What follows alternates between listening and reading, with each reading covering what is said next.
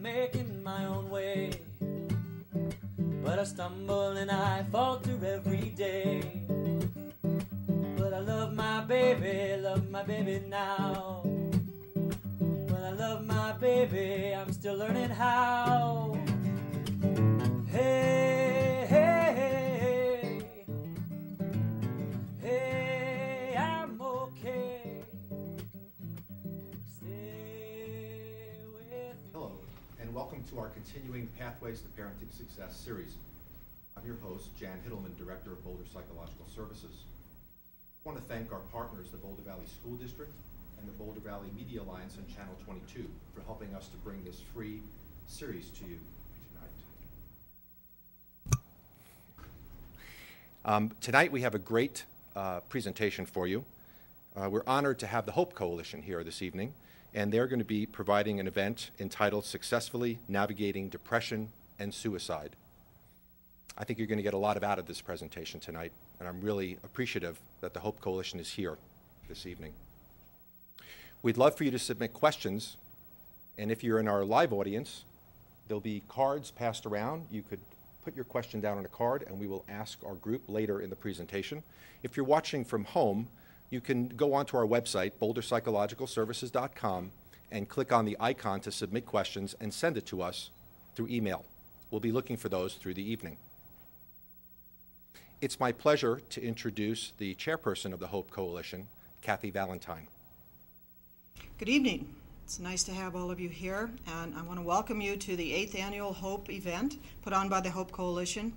The Hope Coalition was founded in 2005 by a group of agencies and individuals who were wanting to address the issue of depression and suicide in Boulder County. We've been in existence, as I said, for 5 years. We've put on a number of events. One of them is this one, the Hope event, and this is targeting youth and parents and finding out about depression awareness, suicide awareness, risk factors, what we should do, what we shouldn't do, what are some of the resources in our community. So we thank you for being here. Behind me are the speakers and the not entertainers, but the speakers who will be with you tonight, and I'd like them to now introduce who they are. My name is Peter Kleinman. I'm a psychiatrist and have been seeing clients for 35 years or so. Hi, my name is Amy Robertson. I'm a licensed clinical social worker, and I'm a therapist at the University of Colorado at Boulder in practice for about 18 years, as well as in Louisville. I'm Megan Valentine, and I'm part of Coley's Closet and the Second Wind Fund of Boulder County. My name is Annie Casey. I am from Coley's Closet as well. Hi, I'm Susie Ryder, and I am a licensed clinical social worker and also work in the Boulder Valley School District as the team leader for the Prevention Intervention Team. I'm Alex Paul. I'm also with Coley's Closet. Hi, I'm Kate, and I'm a parent here in the district. Thanks for being here. As you can see, there are a number of people who are involved with the Hope Coalition, from Coley's Closet, from Second Wind Fund, and also from the Hope Coalition. Tonight we're going to start with a role play. Perhaps some of you might find this familiar. You may not find it familiar at all. But what I'd like you to do is to please watch it and see if you see anything that will trigger some ideas or questions that you might have for the rest of the speakers who will be addressing some of the issues that come up in this role play. Megan Valentine and Alex Paul will be the actors and so will I.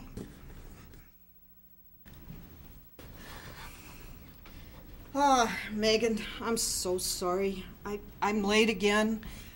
I am so tired of my boss. He consistently makes me late. I'm really sorry about that, and thank you for making dinner. Where's Alex? He's upstairs sleeping like he always does now. Oh dear, this is not good. Alex, would you please come down for dinner? Well, you know, it's pretty. I'm just really sorry. I'm always late. I'm not here. I'm wondering what's going on with him. How are you? I'm okay. I had a pretty crazy day at school today. I gave a speech for head girl, and now I just have to finish all of this homework before I can go to this movie. And I had a fight with my friend. Wow, that's a lot. Yeah.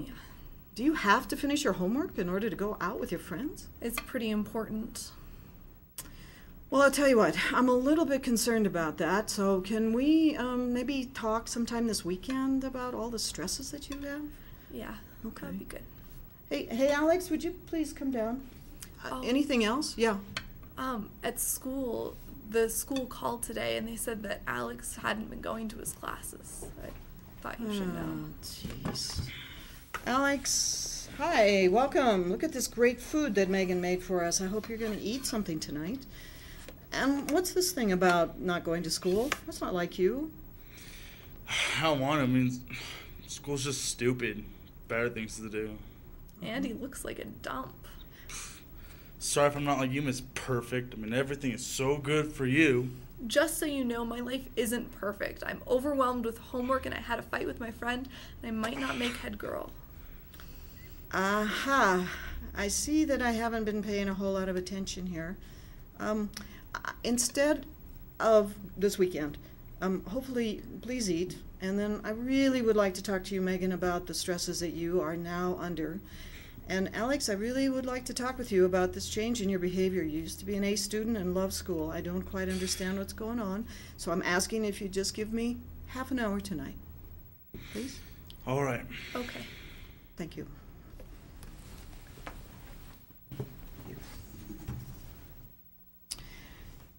So now you see a little scenario.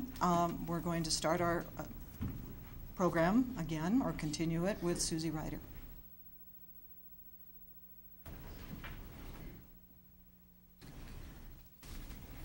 So I supervise therapists who are in all the middle and senior high schools in Boulder Valley, and I'm going to just give you some information that might be surprising or hard to listen to. It's really to give you a context of understanding depression and suicide in our community. The statistics show that according to the National Alliance for Mental Illness, that 1 in 5 Coloradans needs mental health services per year, and only 1/3 actually get treatment. Estimates show that 90 to 95% of people who die from suicide have a diagnosable mental health issue. In 2007, Colorado had the 6th highest suicide rate in the country. 31,000 people die by suicide each year. In 2009, there were 940 deaths by suicide, the 7th highest cause of death of Coloradans, and the 2nd highest cause of death for people ages 10 to 24. New slide, please. The Youth Risk Behavior Survey, also called the YRBS, is a Center for Disease Control and Prevention tool to assist in the monitoring of at-risk behaviors in youth. In our community, several agencies have joined together to provide this excellent survey.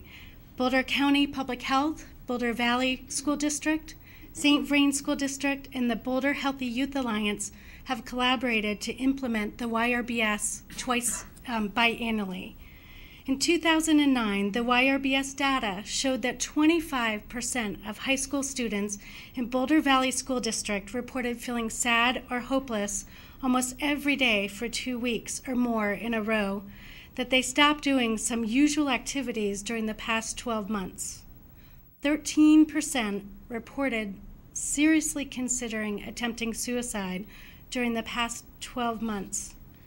5% attempted suicide 1 or more times in the past year. It is important to know that depression is a treatable disorder, and there are a lot of support and resources in our community. We would like to share with you some stories of people's journeys of strength through depression, and we'd like to now start with an incredible high schooler named Annie.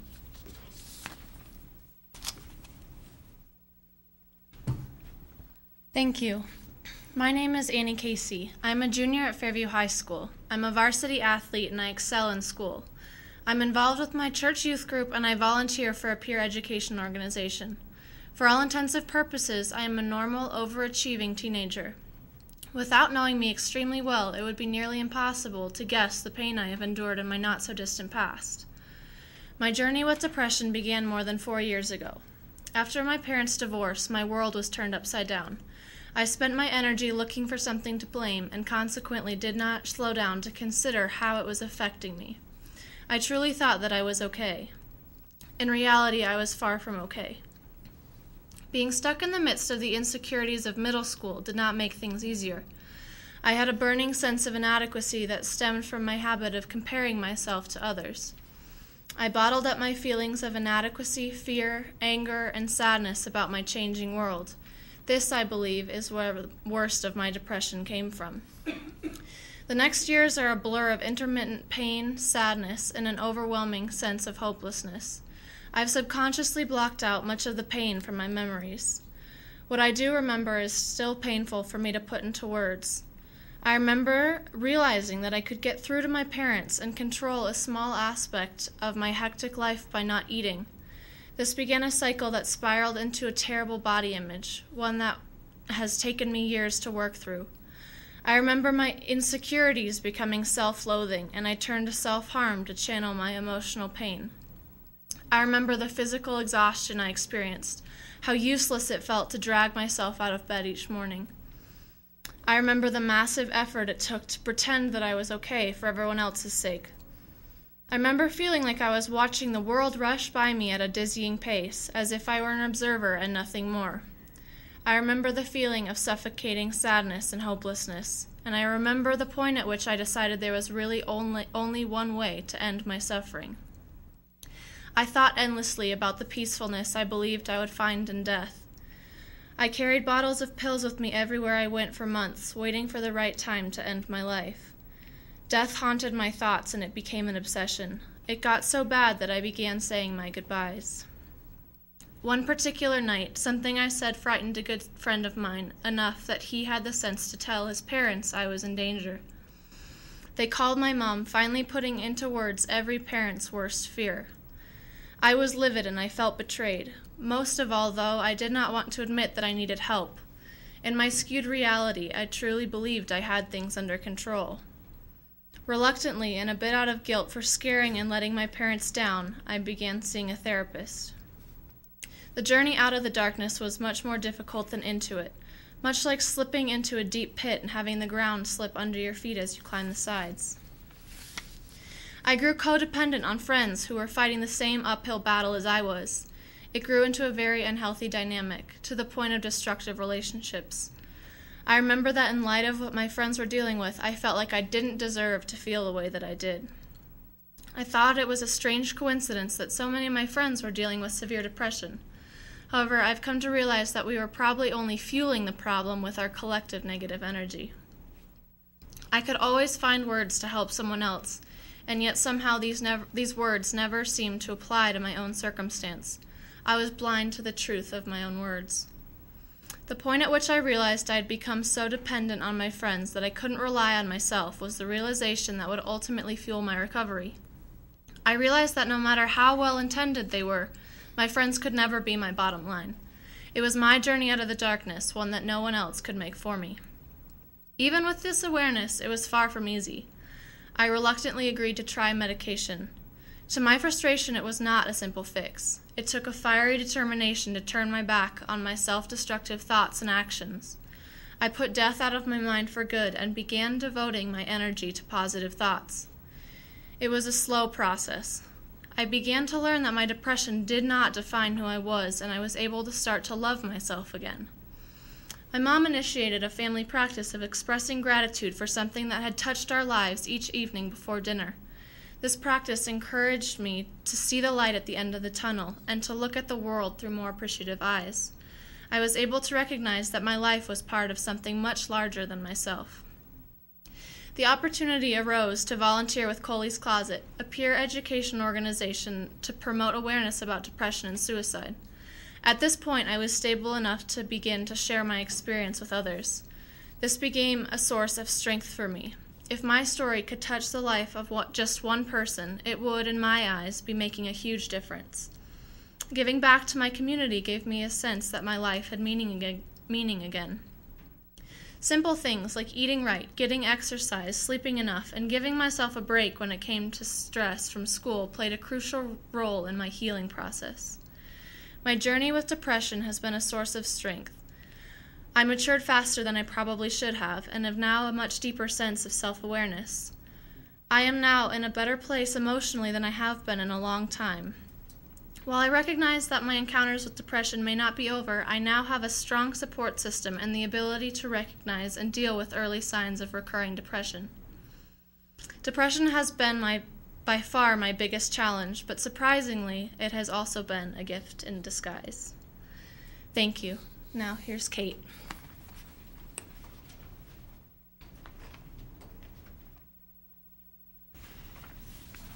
Thank you, Annie, for sharing so bravely with us.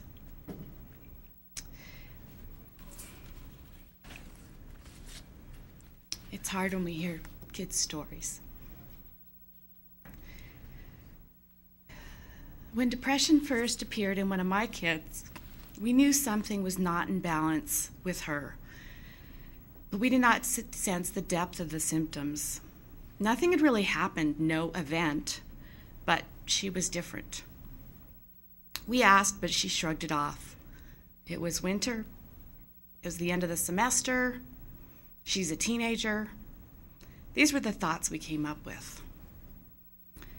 Luckily, she had a trusted outside adult that she could talk to. She described to this person her loss of appetite, her insomnia, her lethargy, her sense of isolation.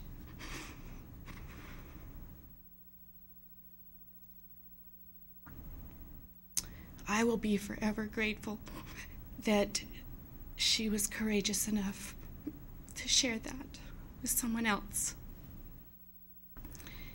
And I'm very grateful for the grace and the knowledge of the adult that she shared it with.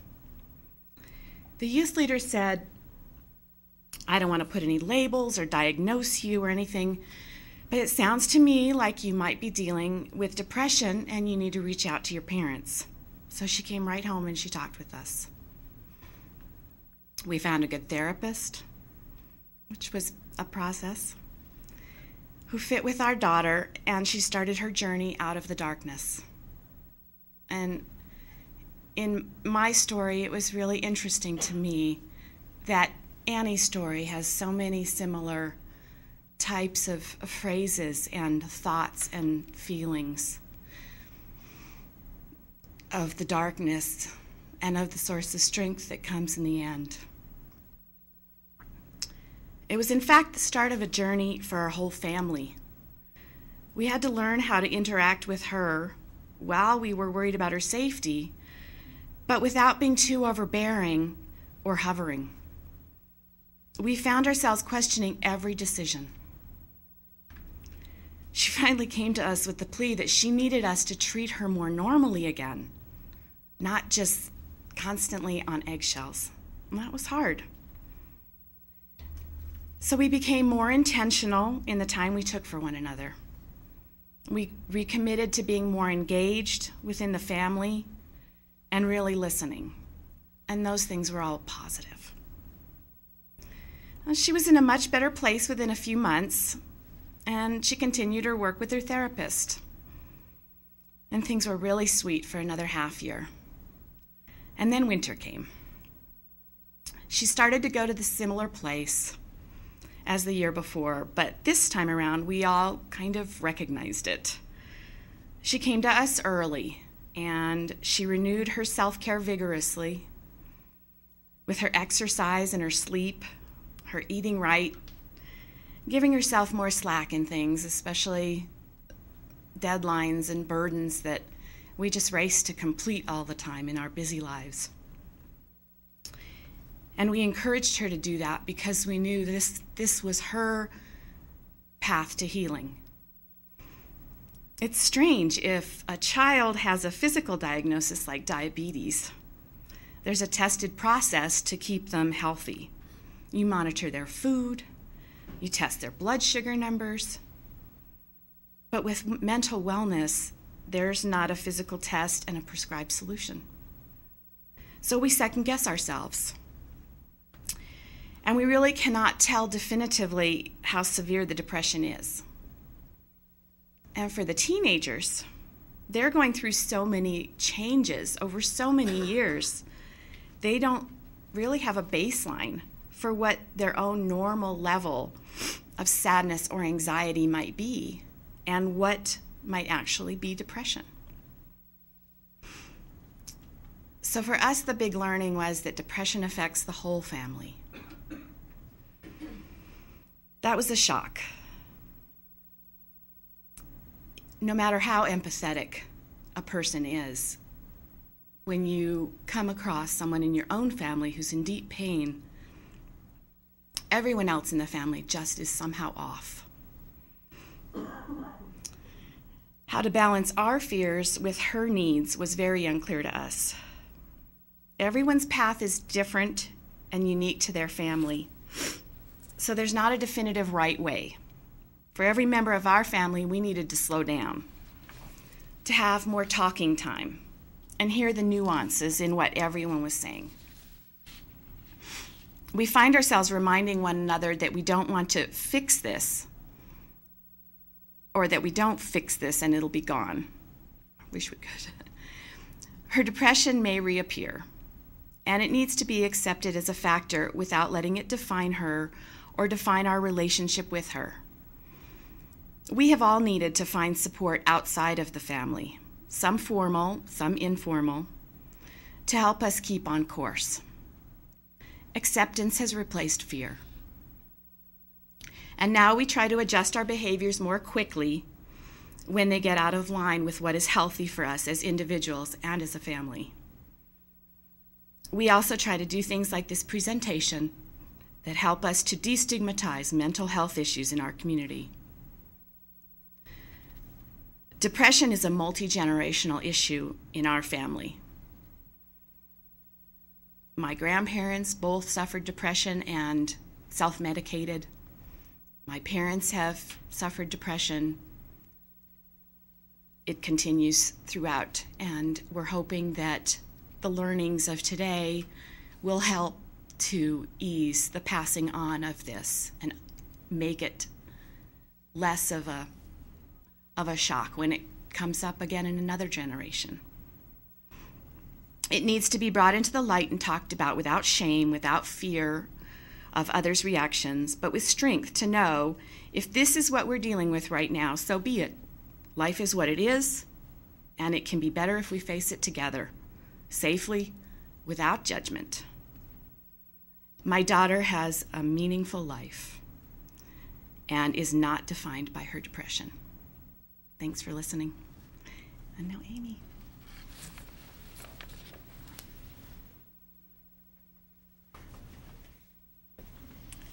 I really want to thank Annie and Kate for telling their stories, because I don't think there's really any better way to try to communicate the complexity and also the journey that this can be for people. And I guess why I'm here, and part of why I'm passionate about talking about this and having a community conversation about this, is that I really have seen, we can't keep our kids, I'm a parent and a step-parent, from suffering, but we can help them to identify what's going on with them, identify accurately what's going on with them, have direct conversations with them about that, and then we can also begin to help them transform that suffering. We can't, as parents, as much as we would love to, keep our kids from suffering. I would love to be able to prevent suffering for my kids, but I can't entirely. And I feel really passionate about having more of a community dialogue, because I think awareness does actually go quite a long way.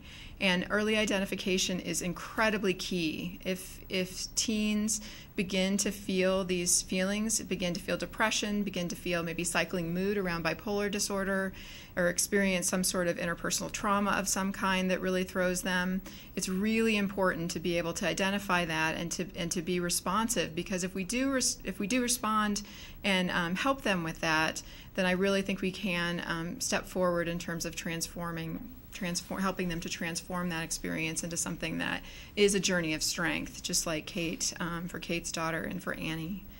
Part of my interest in this is that I've worked for a long time, like I said, with young adults and adolescents. And the first 10 years of my career, I was working at CU, responding to and giving support to any family and friends after a student death. And CU loses 4 to 5 students a year to suicide. And in talking to the family and friends, I learned a great deal about the nature of what was going on with them. And it was very, very clear to me that those young men and women had many more chapters in their life to live. And as I got to know them from the stories of their family and friends, I felt like I wanted to learn more and more about early identification and really trying to say, okay, what is depression?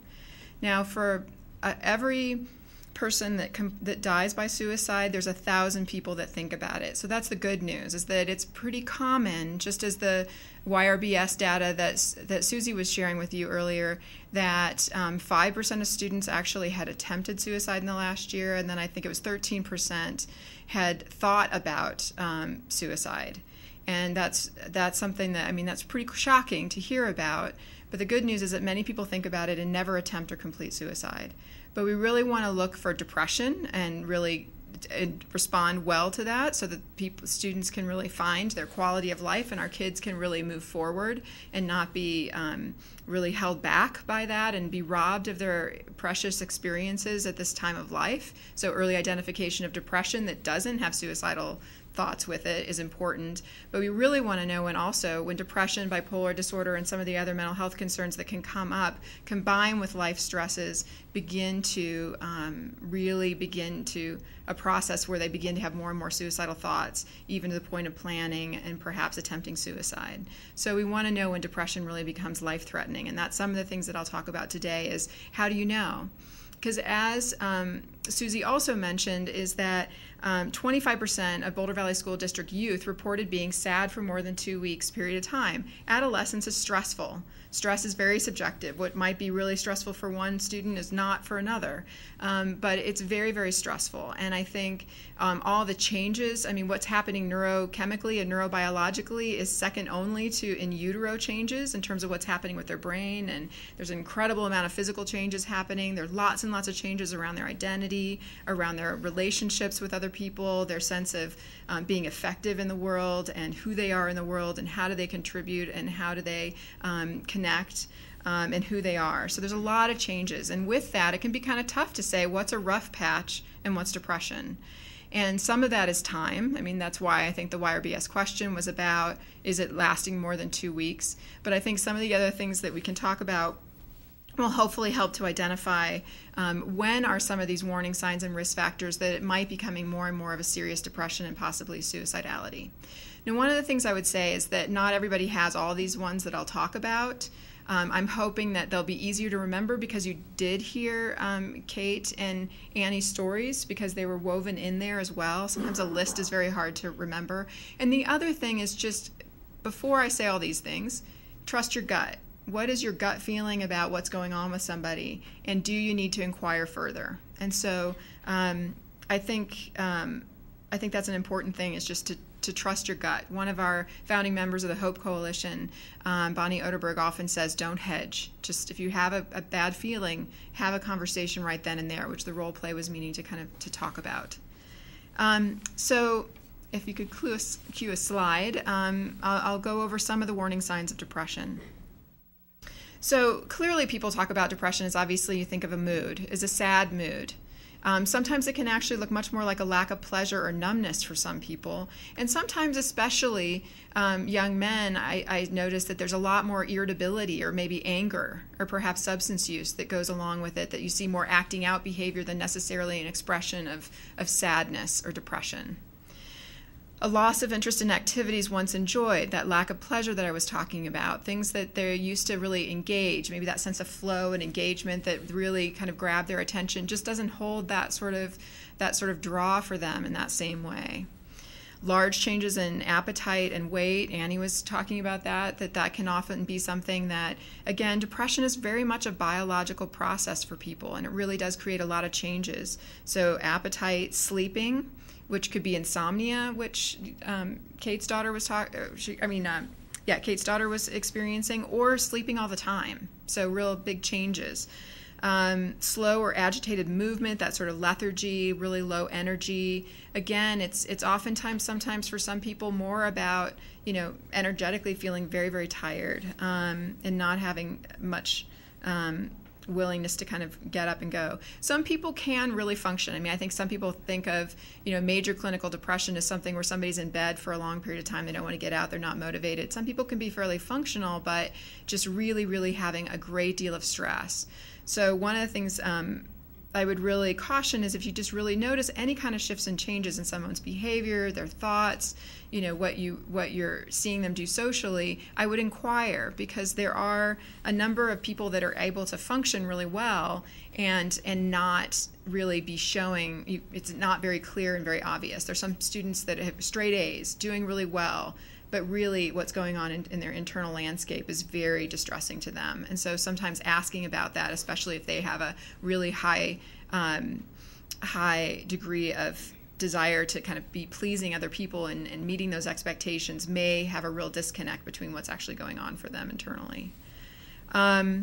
Some of the other things, again, are loss of energy, like I mentioned before, and then physical complaints. Depression actually can feel, especially in youth, very physical. It can become very physicalized. I mean, I think a lot of people have noticed stress and how, a younger child will talk about stomach aches and things like that. But depression can actually be very, very physical in terms of backache, stomach ache, migraines, things like that are really stressors on the body and physically. Feelings of worthlessness and guilt. A feeling of being a burden and a disappointment to their parents is something that I hear a lot of adolescents talking about, just really feeling like they're just not effective and that they've become a burden to the people around them. That's a very important and very serious sign of obviously trying to correct. It's a misperception, obviously, but it's something that's really important to work with. Frequent thoughts of death and suicide, and I was really touched by Annie's story about how it became an obsession to really think about this. I mean, we tend to think about depression as a mood issue, but part of the physiology and neurophysiology of depression is that it really constricts people's ability to think. People aren't able to problem solve as well. So if you give a person in a good frame of mind a problem to solve, they can come up with 25 or 30 different possible solutions to that, brainstorm that. That same person in a really depressed state of mind can only come up with 1 or 2 solutions to a problem. The cognitive process really narrows down what they're able to problem solve, and no wonder people become obsessive about suicide sometimes when they're really, really depressed and have a lot of thoughts about that. So again, substance abuse is something that is obviously something that can begin to kind of self-medicate the depression, that sort of thing, or maybe they have a substance use issue that's really beginning to emerge and is quite chaotic, and they're starting to get really depressed because they're not doing well in their life and they're alienating their friends. And again, recklessness is something that can be something that can really come up where, driving really fast, being really reckless with their friends, extreme sports that they're taking risks that they normally wouldn't take. So, I mean, those are some of the things to, again, look for some subtle signs of shifts and transition in it. They don't all have to be present, but if you're really noticing some of those signs, it's really important. Now, the next slide talks about additional warning signs specific to adolescents. I touched already on the irritability, but again, frequent absences from school or poor performance in school. It can also be the opposite. I've noticed that there have been some people that have really, really been struggling who, again, that's not the area that they tend to start to show decline. They're doing actually quite well. The lack of interest in spending time with family and friends, that real sense of social withdrawal. One of the things that also happens with depression is the neurobiology of depression. The part of the brain that actually allows, those neural circuits that actually allow somebody to feel connected and cared for, don't work. People can't conjure up the feeling of being cared for. And that's one of the things that I was most touched by talking to the friends and family after somebody had died by suicide, is that many of them actually were not what I would have assumed in terms of being truly isolated. They had family and friends who truly cared about them, maybe knew that there were some things that were up with them, but they really were not able to take that in. The nature of the depression really did not allow them to feel cared for. To feel the love and the support that was around them. So that's a particularly, there's a suicidologist who talks about that perceived sense of burdensomeness I talked about earlier, and that failed sense of belongingness. They just don't feel like they belong anywhere or with anyone. And those are really important things that we actually work with in treatment to really help that and can be really helped to help lessen their suicidal thoughts, or just the pain around depression if they're not feeling suicidal. Again, social isolation, talk or efforts to run away from home, and extreme sensitivity to failure or rejection. I think there's something around, there's relationship breakups. Sometimes those first really disheartening and despairing events in life, I mean, when somebody really gets depressed or really gets, and begins to get suicidal, it's never one thing, but one of the things that can really kind of bring some unhappiness to a head is a relationship breakup or a grade. And again, stress is really subjective. So what one person might think, oh, that's really not that big of a deal, can really be different to different kids. And so it's important to obviously check in with them about that.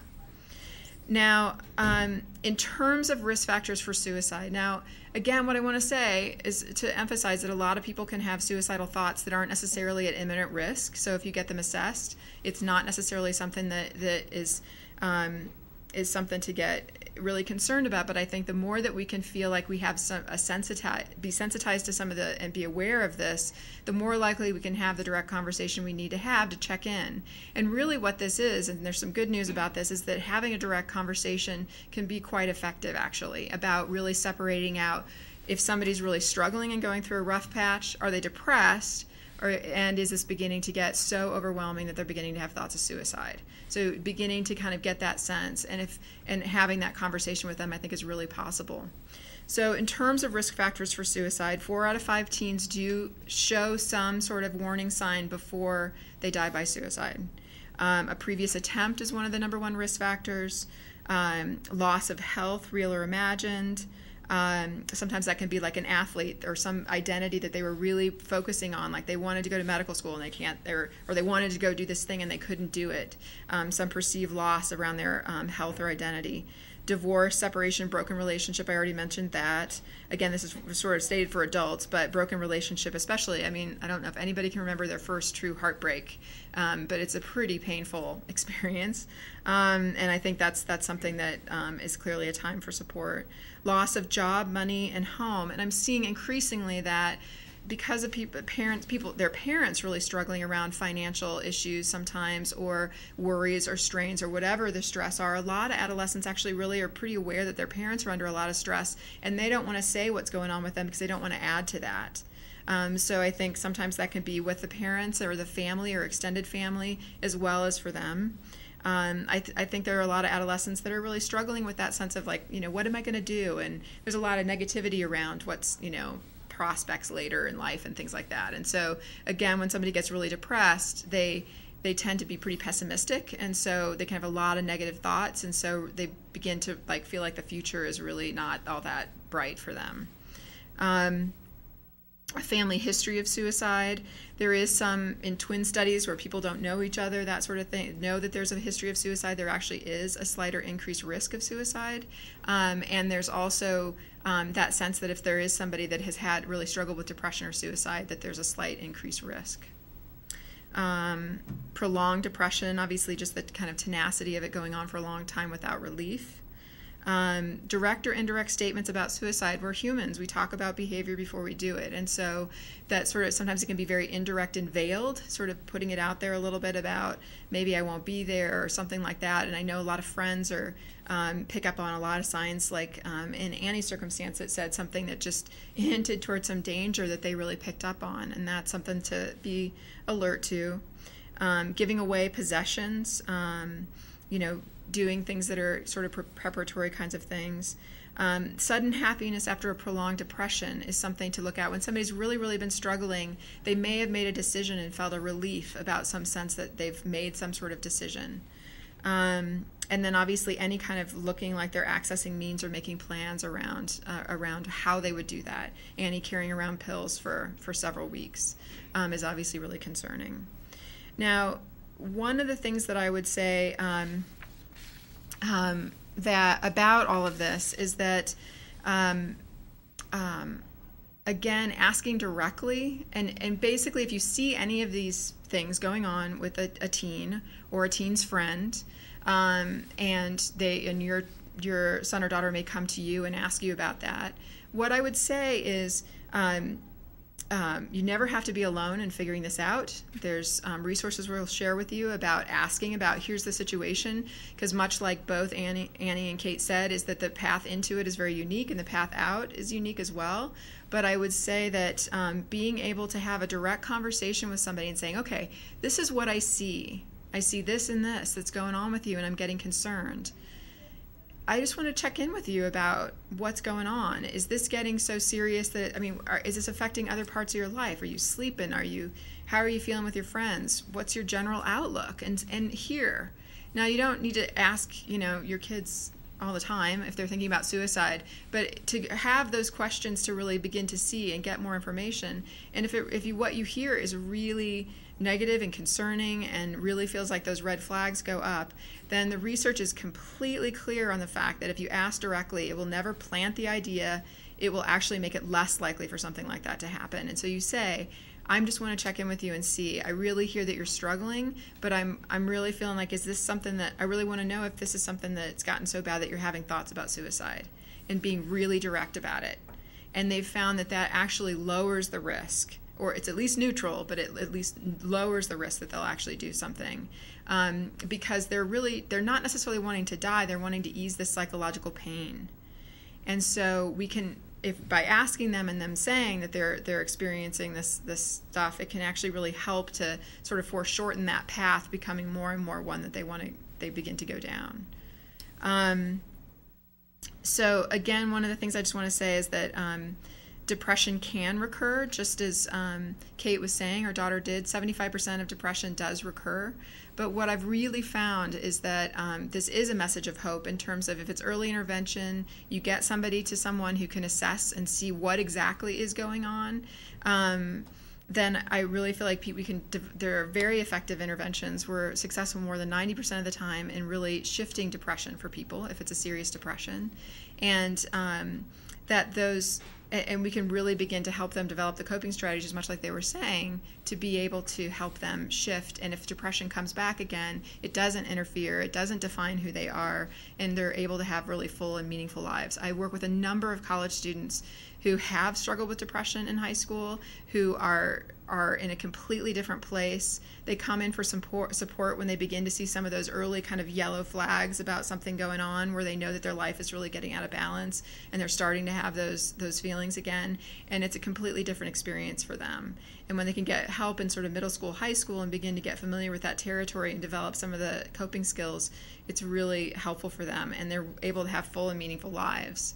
But sometimes people come from a culture or a family that never really talked about this. When I took my job doing more suicide prevention coordination, was the first time my 82-year-old mother told me that when her mother died when she was 8, she always wondered if it was by suicide. She was 82 and she had never said it out loud before. So families don't tend to talk about it, and that's exactly why we feel really passionate about talking about this, because when you talk about it, and there's really no shame around depression. It's a very physical phenomenon. There's a lot of ways that people can make meaning out of it, and I think it's really important to be able to have a conversation so that these kids don't get really overwhelmed by that, and they really are able to work with it. So that's what I'd like to say. We'll be open for questions later, but I'd like to introduce Dr. Peter Kleinman. Thank you. Thank you, Amy. My name is Peter Kleinman. I'm a psychiatrist and have been in practice in Michigan and Colorado for the last 35 years. Forgive me for the frogs I've brought with me today, but I unfortunately have caught the cold that's going around. What I wanted to talk about a little bit is the psychiatrist's perspective. A psychiatrist, you may get introduced to a psychiatrist if you have a teen who is identified as having suicidal thoughts or depression. A psychiatrist, by definition, has gone to medical school and has some special training in diagnosis and the medical aspects of disease, especially depression and other mental health problems, and therefore can be part of a team of people who may introduce the notion of medication for depression or for other disorders. So many psychiatrists, especially ancient ones like myself, have also been trained as therapists, and so you may find a psychiatrist who is also a therapist, and you'll have to find out for yourself just what the interest and training and bent of the psychiatrist is. I was really interested in what Amy was talking about. In some respects, what is depression? It's a loss for most people in the ability to make use of relationships, to comfort and soothe oneself. I mean, most of us, if we are relatively healthy people and we get sad, we've experienced a loss or had something happen in school, we'll turn to a friend or a parent or brother or sister and share what it's like for us. The connection with other people is both soothing and comforting, but it can be life-saving if you're really in a tremendous amount of pain. Something about depression causes the loss of ability to turn in those directions. And a lot of families are not very good at teaching their kids to rely on relationships when something is wrong. Those are families that tend not to talk about these things. So in some respects, the evaluation of depression is not as easy as it would seem, because you ought to be able to ask someone how they're doing and whether anything is going on or whether you should be concerned about whether they're at risk. But if you've lost the ability to use relationships, sometimes that's the very thing that's hardest for people who are in need of help. So this isn't particular to a psychiatrist. Any therapist who gets involved in an evaluation is trying to make contact with a person, have at least enough of a relationship to be able to find out some things of importance. The other thing I liked about what Amy started with is that there's a gut feeling that goes if you're a sensitive person or a trained therapist, or a parent for that matter. There's a gut feeling that goes with being with someone who is contemplating his own death or the end of his life. Therapists who've worked with depressed people have experienced that, and it's a terrible feeling that you get basically in sympathy with the person you're talking to. It may not even be directly communicated. A teenager may not say to you, I'm feeling just terrible. This and this happened, and I don't know what I'm going to do about it. But there is something that gets often communicated non-verbally that can make you feel listening, like something awful is about to happen.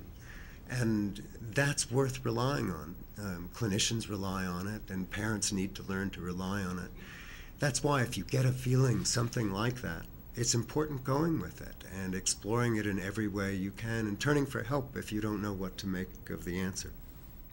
So every threat or hint about suicide needs to be taken seriously.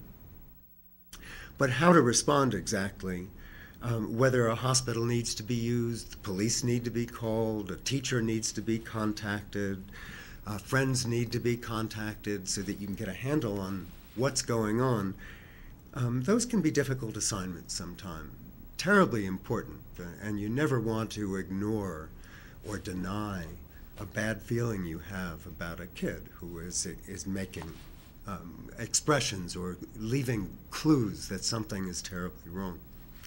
So, as an example, I recently received a call from the therapist of a mother of an adolescent boy.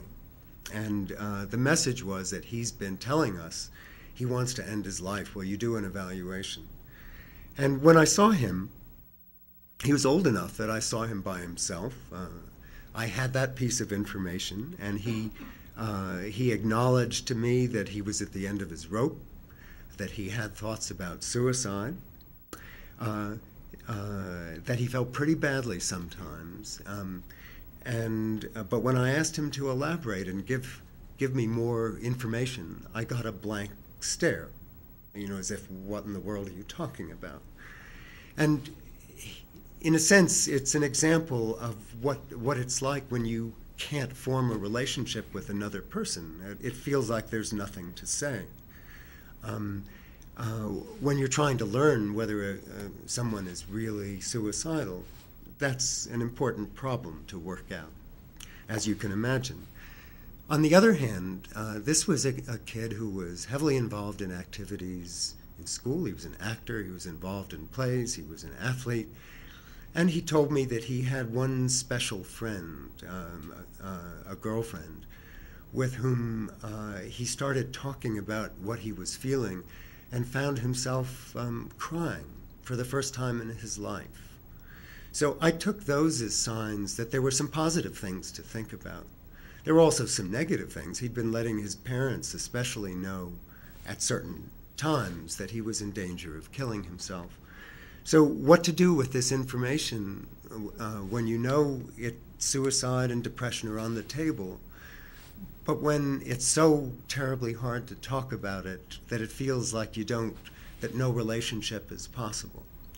And it seems to me that's where combining the talents of a good diagnostician and of a person who's capable of forming a relationship are terribly important, because I had no reason to call the police right away.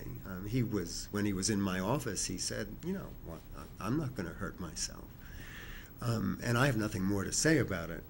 But I needed to take seriously what he'd been talking about. So the most important tool at that point was to keep inviting him back, trying to make contact, to make sure that there were two people in the room trying to connect with each other. And it's the beginnings of a therapy relationship. What makes a person contemplate suicide? We try to assess and understand underlying contributing factors. These can be situational. You heard some examples of that. Failing grades, the loss of a relationship, could be almost anything. They can be more biological factors. Some people have a genetic predisposition to experience the signs and symptoms of depression. And Amy talked about all the different signs that need to be paid attention to, and I won't go into that. It's important to recognize that the distinction between biological and situational is sort of an artifact, that one can say that all depression is both psychological and biological. Psychological depressions have a biology, and biological depressions have a psychology to them. So it's different than the way it used to be thought about 50 years ago, when therapists would evaluate whether a depression was what they called exogenous or endogenous, coming from the outside or the inside. Those distinctions really aren't terribly important. What you really need to decide is whether there are enough signs and symptoms of depression and the hopelessness and giving up and helplessness that go with it, that medication might provide some relief along with other measures. I want to talk about a few other disorders that may come up that you would do well to know something about. Bipolar disorder is a variant of depression. Typically, it's a disorder in which kids have recurrent feelings of depression, as identified earlier. But then when kids become teens or young adults, those episodes of depression may get interlaced with periods of heightened energy, grandiosity, impulsivity, and even psychosis if it goes far enough. That's called bipolar disorder, and the importance of it is that there are special treatment techniques that are available that can be very helpful. Lithium and newer drugs, anticonvulsants, can modify the expression of that disorder tremendously. And it's also important because bipolar disorder, especially in a manic phase, makes kids much more prone to suicide because they lose control of themselves. Another disorder we should talk about is called PTSD, which is getting a lot of publicity recently. PTSD is a disorder of dysregulated feelings. When trauma or chaotic upbringing enters into one's life, it changes the biology of the brain so that the brain doesn't regulate feelings and affects as well. So a situation that might cause mild anxiety in someone may turn into full-blown panic for another person with PTSD. And the problem with full-blown panic is that it can be overwhelming and lead to suicidal thoughts and impulses. Often therapy is complicated and difficult, but it can be extraordinarily helpful. And sometimes there are drugs that are useful in helping with that as well.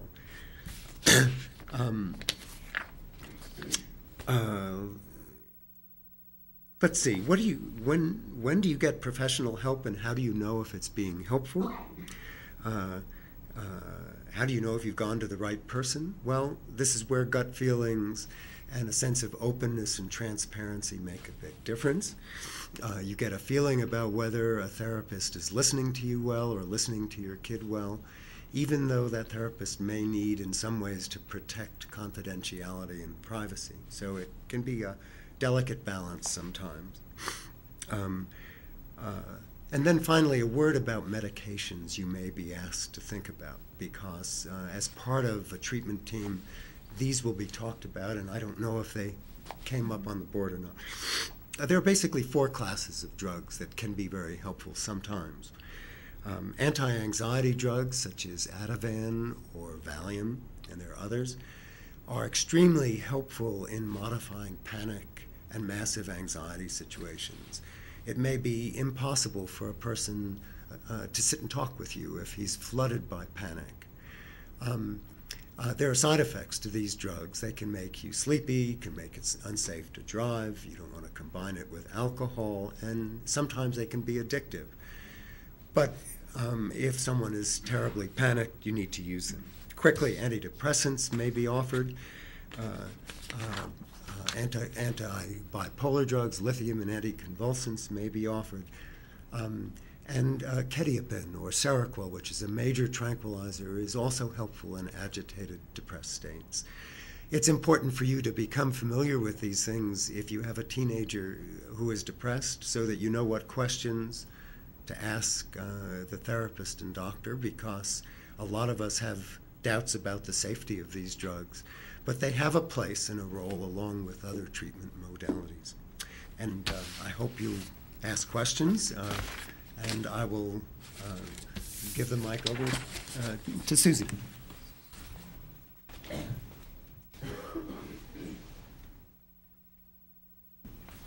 Thank you, Peter.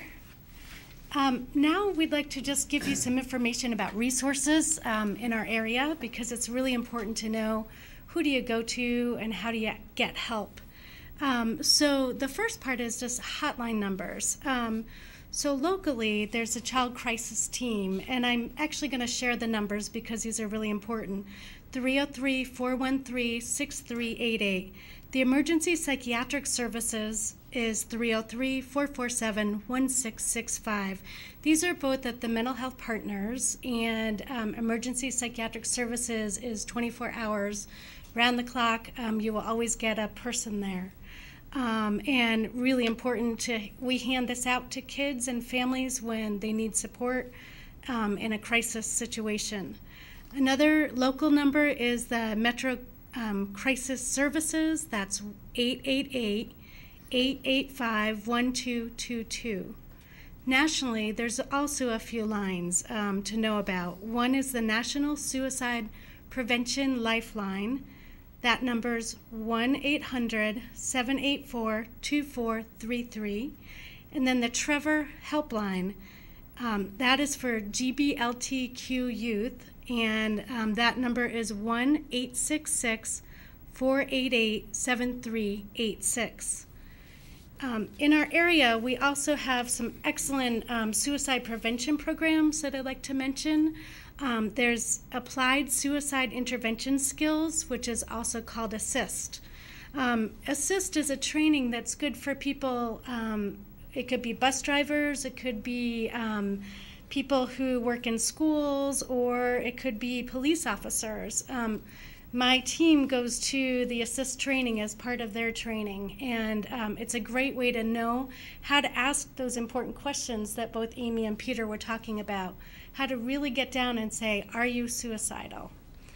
And then another really excellent program is Coley's Closet, and they will go into the schools, and basically their students, some of them performed earlier, and they have been really well trained, and they do an excellent job of talking peer-to-peer.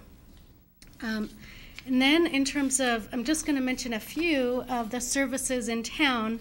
There's the Boulder Counseling Cooperative, and they provide sliding scale therapeutic services, counseling for middle to lower income families. The Boulder Valley School District and St. Vrain schools have a lot of people for affective needs. There's social workers, psychologists, counselors, school resource officers, attendance advocates, and my team, the Prevention Intervention Program. The prevention interventionists offer brief solution-focused therapy in schools, crisis intervention, and prevention work, which includes groups. It's a voluntary service, and just want you to be aware of that. Another excellent program in our community is the Mental Health Partners. Mental Health Partners was formerly the Mental Health Center of Boulder and Broomfield counties, and we provide a wide variety of therapeutic services to children, adolescents, adults, and families. And so just wanted you to know, again, as I mentioned previously, there's a 24-hour crisis line. Another excellent program that recently came to our area is the Second Wind Fund. It's a national program, and it provides free therapy for students or kids who are basically having some level of suicidal ideation. This is in particular for underinsured or not insured families. And one of their nice pieces is that they will come to schools to meet with students. And the University of Colorado has several clinics. There's there's the Counseling and Psychological Services, the Center for Multicultural Affairs, and Wardenburg. So if you have students who are in college, that's something important to know about. Those are just a few of the services in town. There's a longer list, and there's a list for those of you who are in the room. It is very important to know that depression is a treatable disorder, as I mentioned before, and that there is help out there for you. We hope that you've learned what to watch for and how to help. Know that there is hope for those challenged with depression. And for more information and resources, please go to the following website, hopecoalition.boulder.org. I'm going to just end on a poem that we have on our resource card for the Hope Coalition. It's actually a Pueblo Indian prayer, and it's called Hold On. Hold on to what is good, even if it is a handful of earth. Hold on to what you believe, even if it is a tree that stands by itself. Hold on to what you must do, even if it is a long way from here. Hold on to life, even when it is easier letting go. Hold on to my hand, even when I have gone away from you. Thank you for listening and for your support of youth and families. I'm going to now turn it over to Kathy.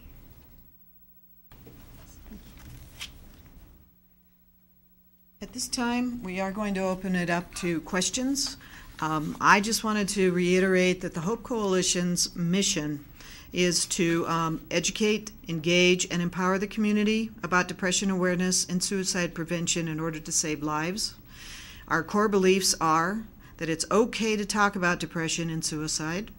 Talking leads to action and risk reduction, and emotional healing is always possible at any age. Those are our beliefs.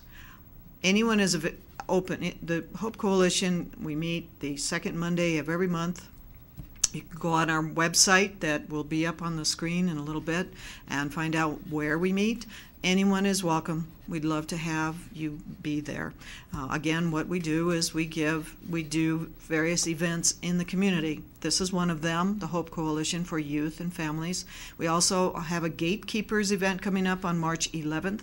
That's from 8 until 12:30. And more information is on our website, and this is for anyone who works with anyone. In other words, if you work with people and you get concerned sometimes about something that they're saying, these are adults, but it can be youth as well, and you don't know exactly what to do, the Gatekeepers event is to help give you some ideas and some skills. It is not clinical. You don't have to be a therapist. We look for anyone who'd be interested, and it's free. The other one that we do is in the fall in September, and that's a candlelight vigil, remembering those who have been lost to suicide. All of our events are free, and we welcome anyone to come and join us. The Second Wind Fund was mentioned, and Coley's Closet was mentioned. Those are also something you can access through our websites. So there's quite a bit that happens here in Boulder County to work on this. So we're very happy that you joined us.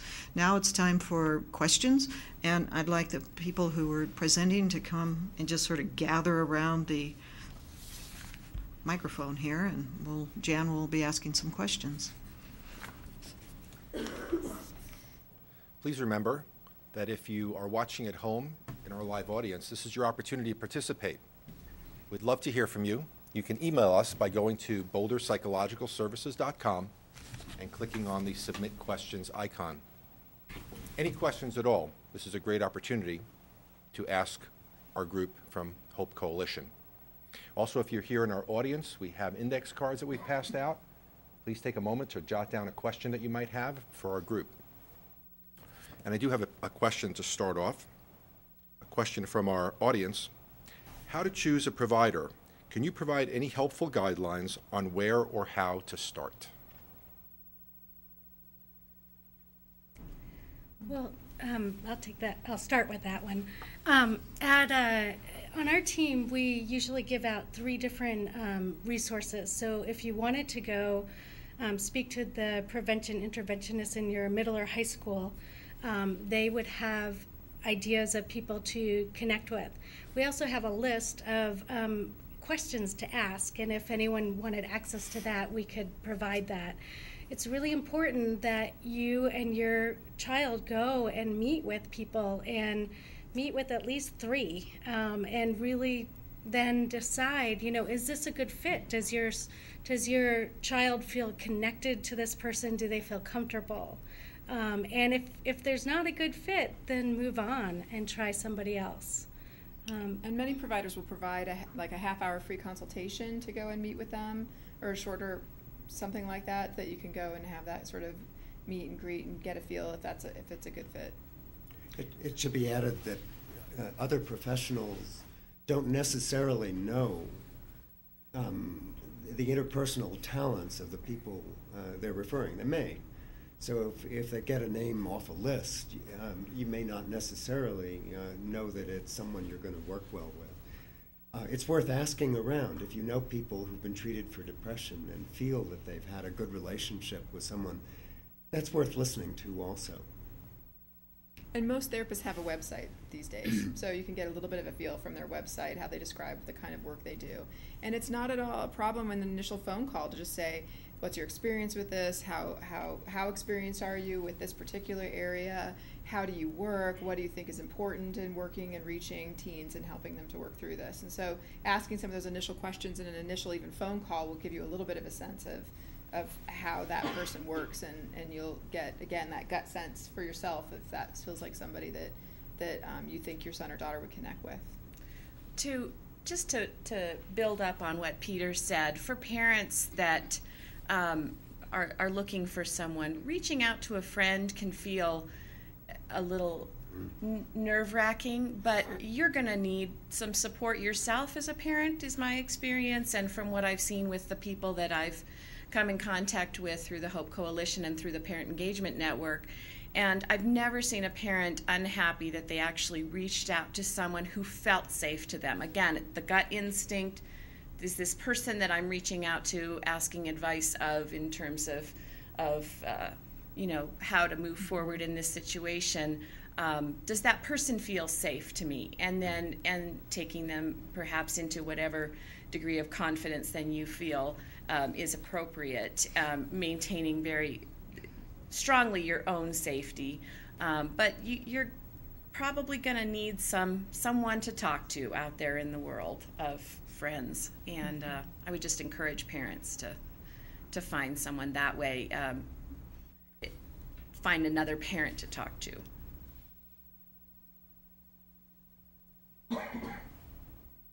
We have another question from our live audience. How can I identify when to stop pushing my child over the edge, and then how to stop when I do identify that point in reference to homework and everyday activities?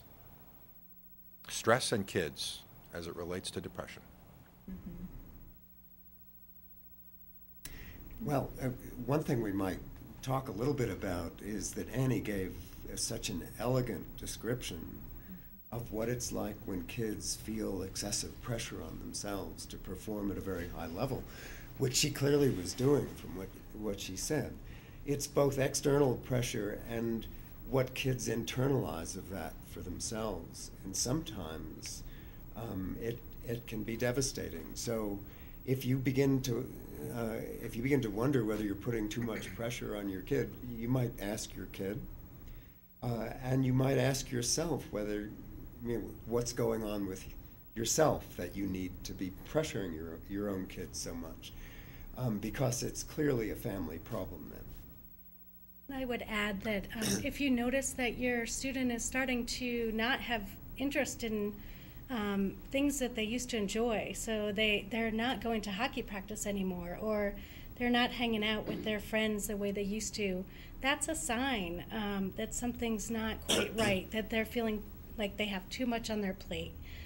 So it's really important to, again, as Peter said, ask them, really be direct around, I've noticed that you're not hanging out with the same people, or you're not seeming to enjoy hockey anymore. What's going on here? Really label it as such.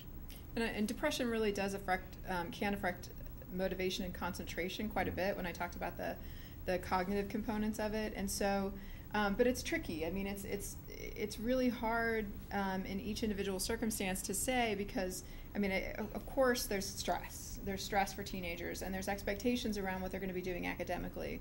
What I would say is checking in with them if you see their motivation really diminishing, and what's that about? Is it selective to certain areas that they're just not that interested in, and some they have some more motivation? Is it total, and they're just really feeling just this sort of relentlessness, like what is the nature of the stress in their life, and is there some way to mediate that while still having some expectations? I think kids know that expectations. I just had a young man say to me, I've always had a problem with academic motivation, and when I asked him more about it, he said, well, I'd rather put in 50% effort to get a B than 90% to get an A, but my parents think I should get all A's.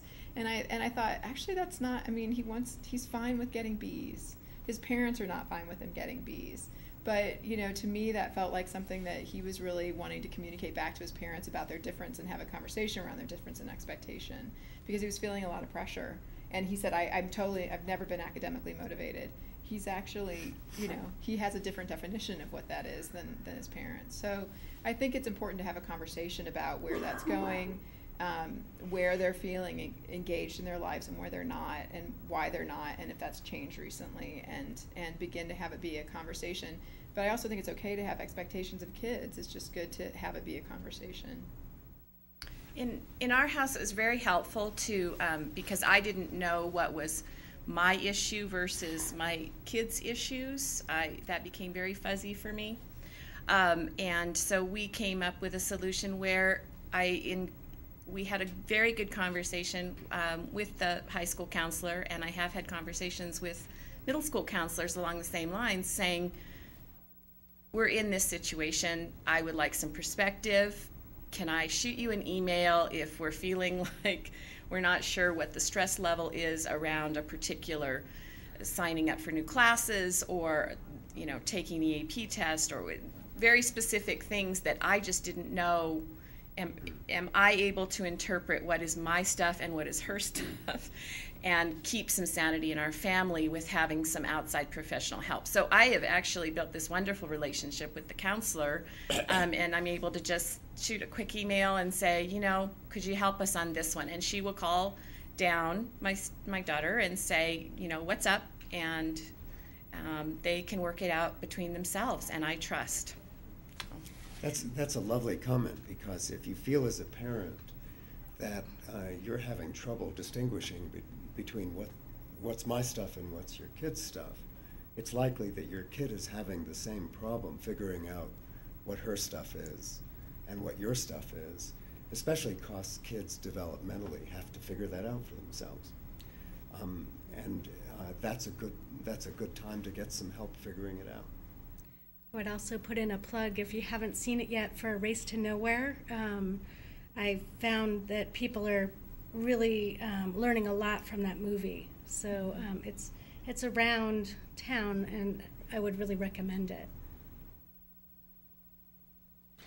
We have a couple of questions that I'm going to combine. These questions really relate to treatment for depression.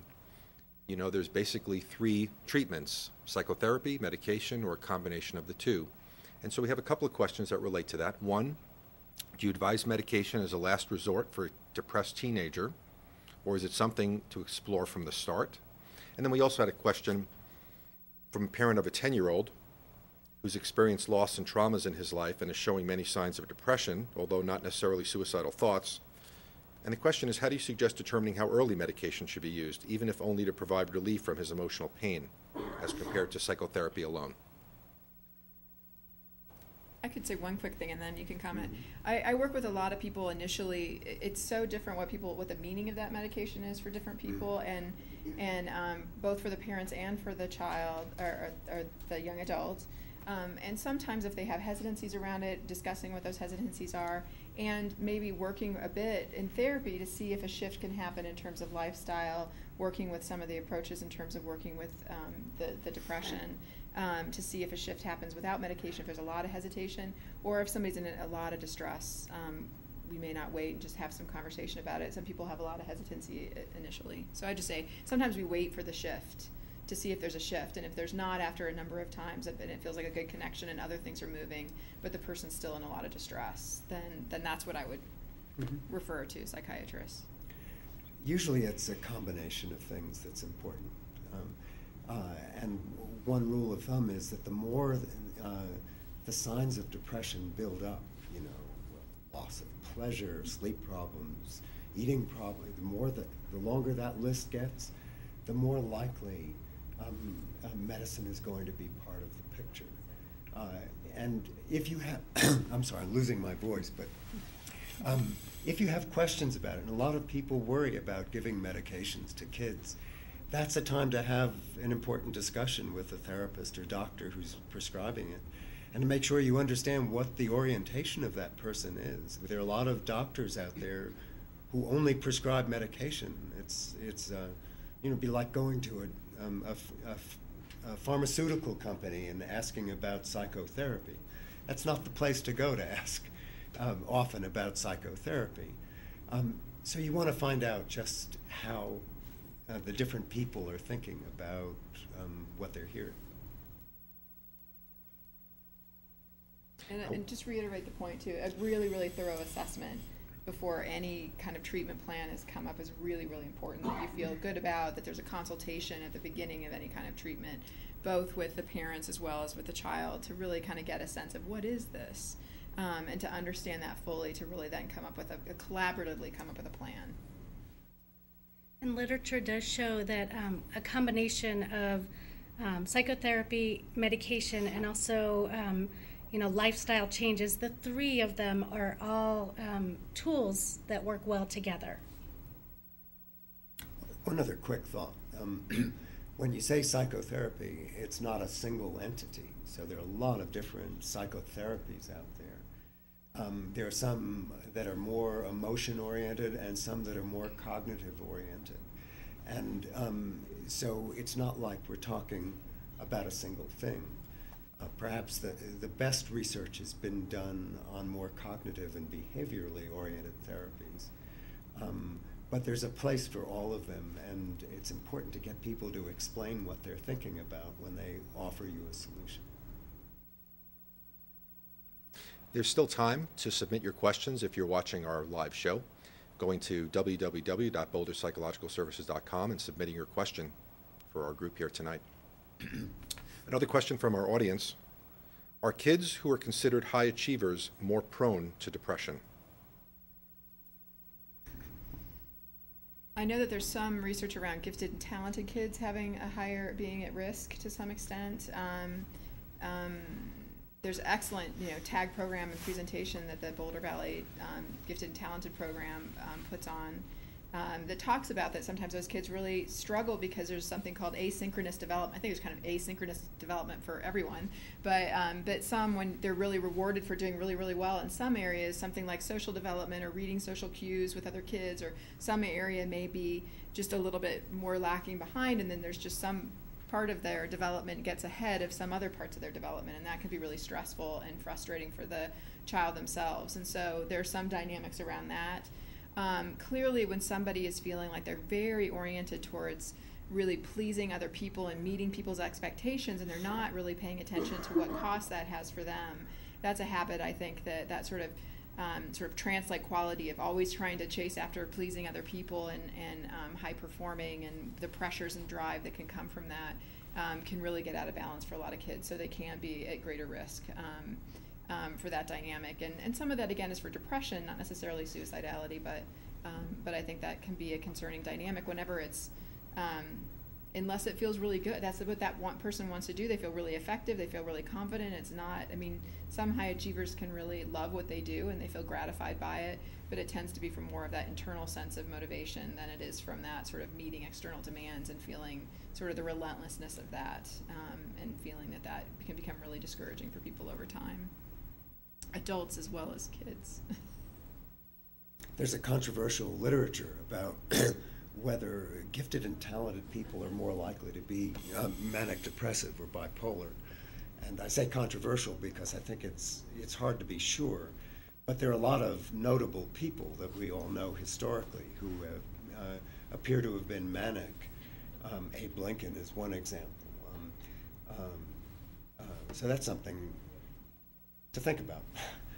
I don't know what to do with that. It doesn't mean every time you see a gifted and talented person they should be taking lithium. So. And Liz George, who's a psychologist in our community, who's really works a lot with bipolar, works a lot with artists, and she said that a lot of artistically temperamented folks really, are concerned that if they, modulate their mood in such a way, they'll lose their creativity. And really, her sense has been really strongly. I have some sense of that, and I've had students say, I'm really concerned about dealing with this because I think that somehow that the sort of angst and the difficultness and the dark view and is necessary for their creativity. And really what she's found is that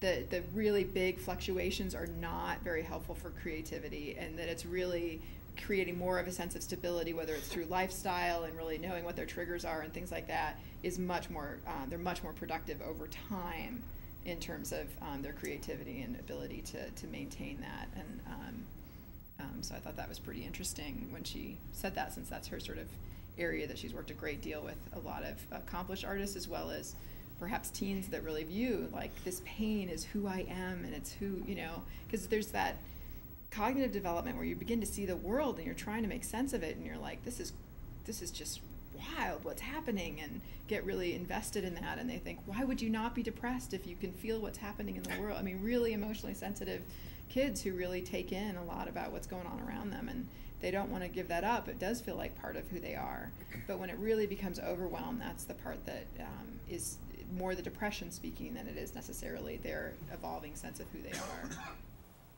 I would just add that other marginalized populations are at risk. So there are students who are questioning their sexuality are at risk for suicide or for depression. Students who are being bullied because of their race or their background being different than the majority, those kids are also at risk. So just want to bring that in the room as important to think about. Whenever someone's pain gets really isolated for whatever reason, it's incredibly vulnerable for our kids. Another question for you. Does substance abuse add to the risk of depression or suicide? Yes. Moving on. Do you want to expand on that, Amy? We're working at CU for a long time. Substance abuse is obviously an issue for a lot of our students. But it does add to the risk. I mean, if you're having, whether or not you're depressed and so you want to turn to substances, like I was saying, there's sort of a chicken and egg phenomenon sometimes of somebody may be really depressed and they may start trying to drink a lot. It's interesting when somebody says, you know, is doing a lot of drugs and alcohol, and they're saying, I don't know if I want to try an antidepressant. And I'm like, what? You're doing a lot of drugs and alcohol, right. You know. But so we kind of talk about that. Like maybe it'll be a little bit more targeted towards what's actually going on. But I do think that you know, somebody could also have a pretty chaotic pattern of use for themselves that's really beginning to affect their relationships and their effectiveness in their lives, and then that's discouraging and depressing, and they could have something that's also co-occurring, you know, maybe really significant sleep issues, and they're finding more and more that a lot of teens, you know, their sleep patterns are obviously wild because they're teenagers and don't get sleepy until midnight, but they also can have pretty seriously emerging sleep disorders as well that also can contribute to depression and also having substance. So you can, that's why a good assessment is so important, because it's really trying to find out the unique picture for that person and what's going on. There's some students that have undiagnosed attention deficit disorder, and they found that if you treat the attention deficit disorder, their depression naturally resolves, because they can tell that they have so much more potential than their attention and concentration is allowing them. So it's really important to really get to the heart of what's going on and see what's going on. Although it should be added that some kids on their own will treat their attention deficit disorder with cocaine or ecstasy, which are stimulants. But that doesn't mean it's a good treatment for those disorders. Those are distinctly dangerous drugs, and other drugs are a little harder to pin down. I had a 17-year-old kid in the office when he learned I wouldn't prescribe medicinal marijuana for him. He came in one day and he said, "Well, I got my medicine from someone else." Whether that's dangerous or not, I don't know. But it's so much in the culture that it can short circuit the ability to have a therapy relationship and get something else accomplished sometimes. If somebody's numbing out all the time, it's pretty hard to feel connected and effective in your life. Another concern is if people are using and they're depressed, then they might become more impulsive and might be more at risk for suicide with use. So that's something that we assess. That's part of what we look at with our team is really, that's one of the questions that we ask whenever there's a student who's using, are they suicidal, and vice versa. I want to let you know that our next presentation in our series will be on Monday, March 7th, and our subject is Secrets to Effective Parenting. I would tell you what we're going to talk about, but it's secret. I cannot explain anything more about that. But please tune in on Monday, March 7th from 7 to 8:30.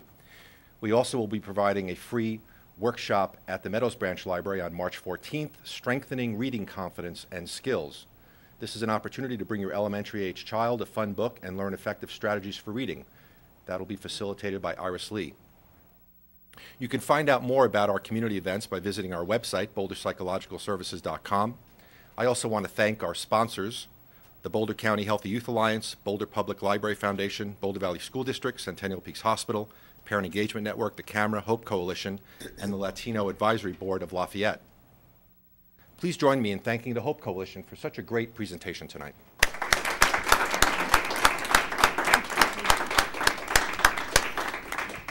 We appreciate you being with us, and we look forward to seeing you next time. Thank you.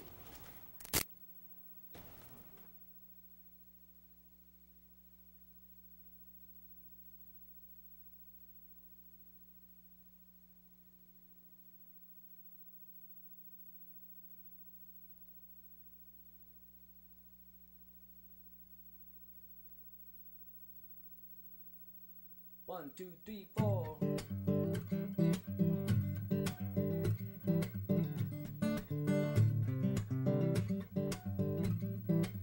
Hey, I'm making my own way, but I stumble and I falter every day. But I love my baby now. When I love my baby, I'm still learning how. Hey, hey, hey, hey, I'm okay. Stay with me. We'll beat this, can't you see? And wait a while, winter time.